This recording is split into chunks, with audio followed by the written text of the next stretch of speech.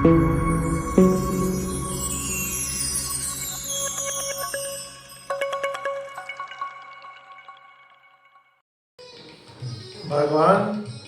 श्री राम के नाम की महिमा से जुड़ी हुई प्रस्तुत है एक और कथा। जय श्री राम। त्रेता युग में एक राजा हुए हैं शकुंत।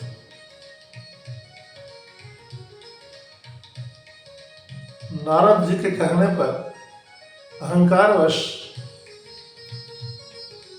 राजा शकुंत ने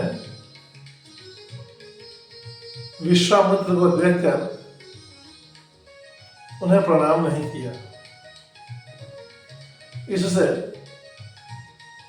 राजर्षि विश्वामित्र को उनके स्वाभिमान को चोट पहुंची। उन्होंने भगवान श्री राम से आकर शिकायत की कि आपके साम्राज्य में शकुंत नाम का एक राजा है जिसने मेरी अवमानना की, मेरा अपमान किया, मुझे देखकर भी मुझे प्रणाम नहीं किया। गुरु का आदेश था। भगवान श्री राम ने कहा, कल सूर्यास्त होने के पहले राजा शकुंत का सर आपके चरणों में होगा। मैं प्रतिज्ञा करता हूं। विश्वामित्र प्रतीक्षा करने लगे। इधर नारद जी ने राजा शकुंत को कहा, कल तो तुम्हारी मृत्यु निश्चित है। भगवान श्री राम ने प्रतिज्ञा की है कि कल सूर्योदय के पश्चात वे तुम्हारा सर विश्वामित्र के चरणों में समर्पित कर देंगे। सूर्यास्त होने के पूर्व ही वो तुम्हारा वध कर देंगे, तुम्हारी हत्या कर देंगे। राजा शकुंत बड़े परेशान हुए। तो उन्होंने कहा कि देवर्षि, आपके कहने से ही मुझसे अपराध हुआ था, अब आप ही मेरी प्राण रक्षा कीजिए। देवर्षि बोले कि नारायण नारायण, भगवान राम से बचाने वाला संसार में कोई नहीं है। अब तो शकुंत की घिघी बन गई, जाने लगे। देवर्षि ने कहा, एक उपाय है, मैं बताता हूं, अगर आप ऐसा करें तो आपकी प्राण रक्षा हो सकती है। शकुंत बोले, फिर जल्दी बताइए, विलंब मत कीजिए। देवर्षि नारद राजा शकुंत को लेकर बजरंगबली की माता अंजनी के पास पहुंचे और बोले, वही तुम्हारी उपाय है, उन्हीं की शरण में जाओ और उनसे प्राण रक्षा की भीख मांगो। राजा शकुंत अंजनी माता के चरणों में अपना सर रखकर बोले कि माता, मेरी प्राण रक्षा कीजिए। कोई मेरा वध करना चाहता है, कल सूर्यास्त के पहले ही मेरी हत्या कर देगा, मुझे बचाइए माता, प्राण रक्षा कीजिए। त्राहि माम त्राहि माम। माता नैना बोली कि रक्षा करने के लिए तो मेरा पुत्र ही श्रेष्ठ है, सुयोग्य है, किंतु वह तो यहाँ है नहीं। शकुंत बोले, माता मेरे प्राणों पर बनाई है, आप किसी प्रकार से मालती नंदन को बुलाइए। माता नैना ने अपने पुत्र का स्मरण किया। बजरंगबली उपस्थित हो गए। माता ने कहा, पुत्र, मैंने इस प्राणी को जीवन दान दिया है, अब इसकी रक्षा तुम्हें करनी है। हनुमान जी बोले कि कहिए राजन, कौन आपके प्राणों का शत्रु बना हुआ है? अब शकुंत बोले तो कैसे बोले? बोले मुझे डर लग रहा है कहीं आप वचन से मुकर न जाए। हनुमान बोले एक मेरे स्वामी श्री राम है, दूसरी मेरी माता है, और इन दोनों को के वचन को मैं खाली नहीं करने देता हूँ।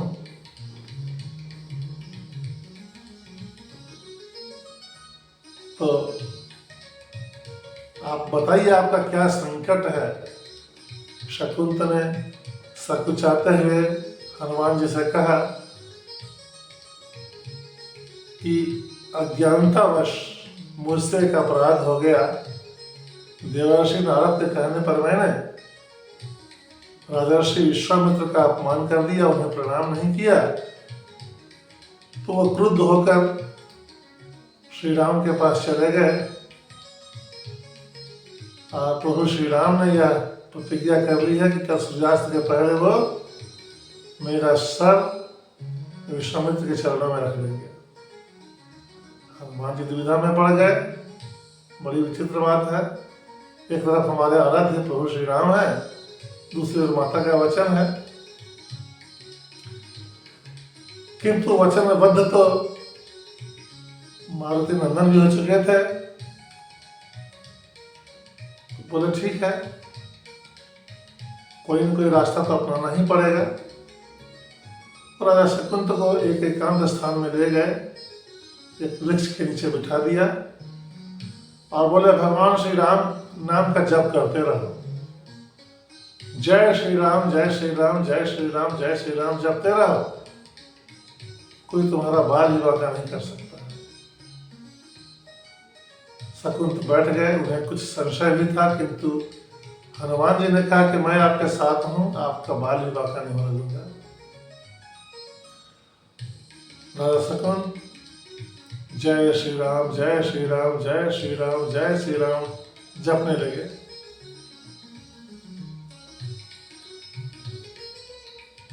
भरत लाल जी बोले प्रभु श्री राम से कि मेरे होते आप क्यों जाइएगा, आपके वचन को मैं पूरा करूंगा। भरत आए, बहुत प्रकार से कोशिशें की, बहुत प्रयास किया, यहाँ तक कि शक्ति बाण भी चला दिया, किंतु राम के नाम का प्रभाव ही ऐसा था कि शक्ति बाण से भी शकुंत का बाल बाका नहीं। इधर विश्वामित्र काफी नाराज हो गए। राम से बोले कि मध्याह्न हो चला है, अभी तक आपने अपना वचन पूरा नहीं किया। आप व्यर्थ दम लगाते हैं, रघुकुल थोड़ा चली आई, प्राण जाए पर वचन न जाए। इस पर लखनलाल कुपित हो गए और विश्वामित्र से कहने लगे कि ऐसा आप सोच भी नहीं सकते हैं, भैया ने जो शपथ लिया है वो अवश्य पूरा होगा। भगवान श्री राम स्वयं आए और उन्होंने रामास्त्र का संधान किया, किंतु राम नाम की महिमा के कारण वह अस्त्र भी विफल हो गया।